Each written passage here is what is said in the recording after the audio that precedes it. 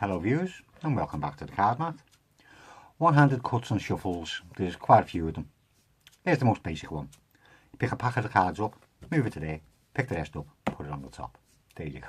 I'm only joking. Charlier cut, one of the most used ones, and it basically just looks like that. Dead simple. Like that. And the way I do it is you have your little finger at the bottom of the pack to give it a bit of support. Your thumb on this long edge and two fingers on the other long edge. I always start off with my first finger on the top just to keep them supported. Then all you're doing is just letting the bottom half of the pack drop down.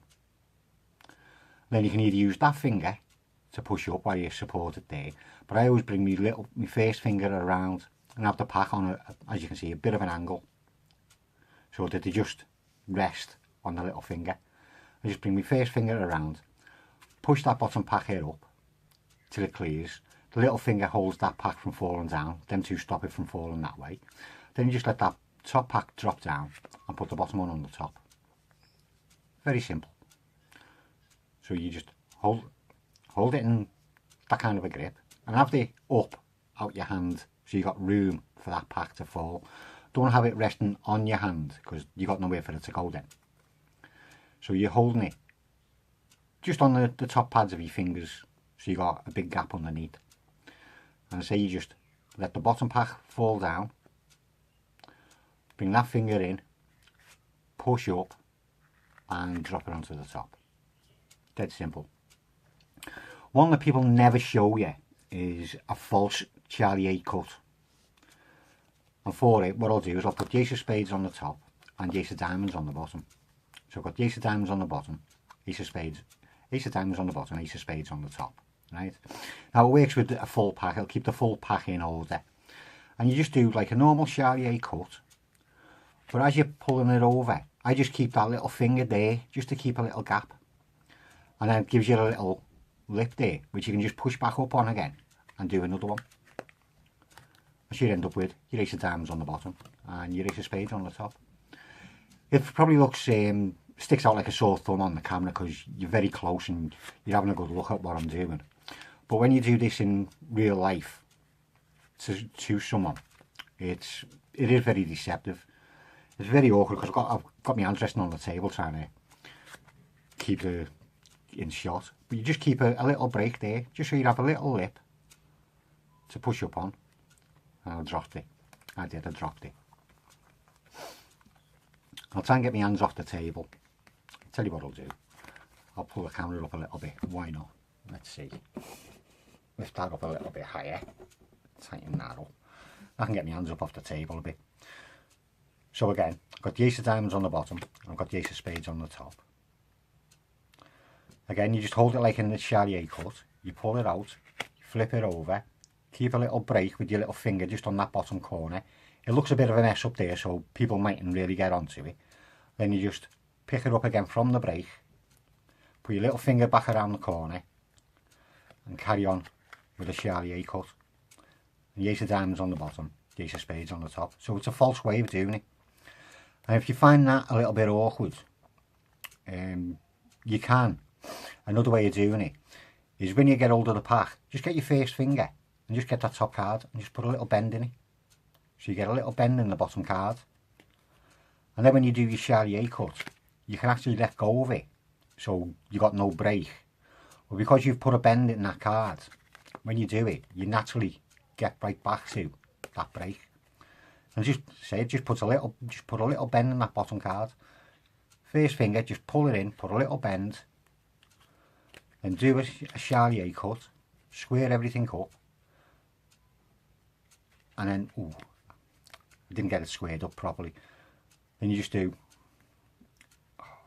awkward, another Charlier cut. I keep getting that ace of spades stuck on the bottom. There we go. Another Charlier cut. And you get the ace of diamonds back to the bottom, the ace of spades on the top. So it keeps the entire deck in a complete order. And as I say, I've never seen anybody teaching a false Charlier cut. But, oh, wow, there you go. So you got a false Charlier cut. Another nice little false one. If you break off, hold it like you're doing a Charlier, break off about a third of your pack, and then just let it slide down on your little finger, holding it with them two. Then you just pull it to the bottom. Oh, that's a bit messy. I'll try do that again. It's awkward trying to do these slow. You pull about a third of your pack off, let it slop down, pull it to the bottom, but keep a break. Then do the exact same thing again. Pull that pack down, and you push that underneath the first packet. And then you just do a normal Charlier cut. And again, you got your ace of diamonds on the bottom, your ace of spades on the top. The entire pack stays in the exact same order. One little cut. Just hold the bottom with your little finger to keep it steady. Then two at that side, and have your hand on a bit of an angle downwards, so that that'll just clear that first finger. And then you can just pull it right out and over. Keep your break. Put your fingers back in the same position. Break off with your first finger. Again, slide it down till it clears your first finger. Push it out. Square it up. Get back into that position. And then you're just doing a Charlier cut. Keeps your pack in perfect order. So there's two. There's a revolution cut. Now, different people have different ways of doing it, but you do need to build strength up in these two fingers, because you need to swing your middle finger around, and you're holding the pack in between your first finger and your middle finger, so it's just them holding it. So you swing the finger around, and then you just keep pressure on that pack as your thumb spins that pack out and over the top. It doesn't keep your pack in the same order, but it is a nice little fancy cut. So again, hold it with your little finger at the bottom, 3 fingers down that side and your thumb at that side. Then pinch with your thumb and your first finger as you just swing everything around to get your middle finger onto this side, so you're actually holding it. Then you just use your thumb. Oh, nearly dropped them.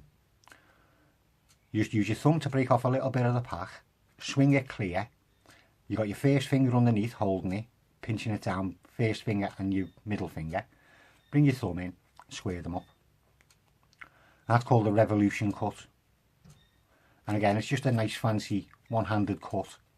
Doesn't keep them in the same order, as I say. It does mess you, well, it cuts your pack, but it is a nice one. Another nice one-handed one is the one-handed riffle.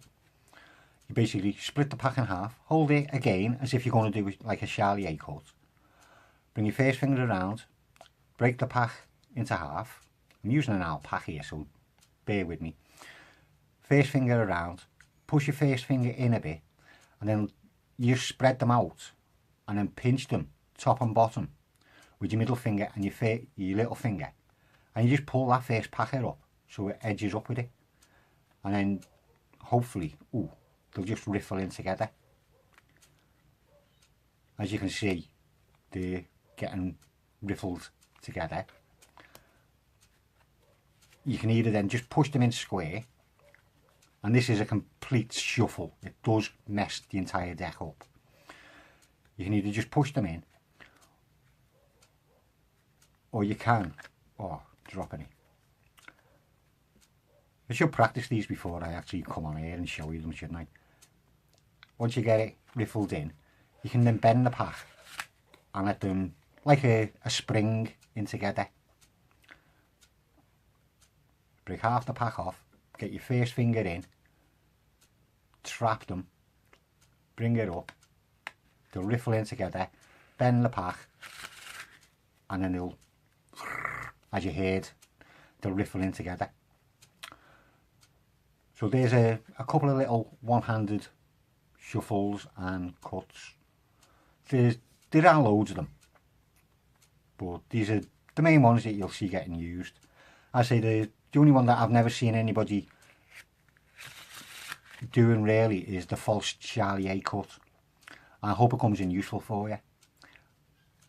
I say the two ways of doing it: you can either do it the way do a break, push them in, keep a break with your little finger, just so it keeps that edge up, so you can do another one straight after it.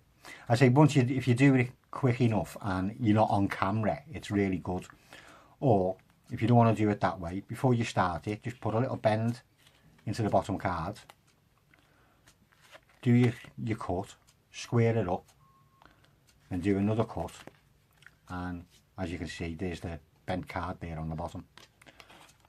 I didn't show you how the cards work, but a couple of nice little one-handed cuts. Sorry about the little jokey bit at the beginning. Well, you've got to have a laugh now and again, haven't you? Well, I hope you enjoyed it. I hope you can use some of them. Bit of practice and you'll be laughing, really. Go out there and use them, and I'll see you later.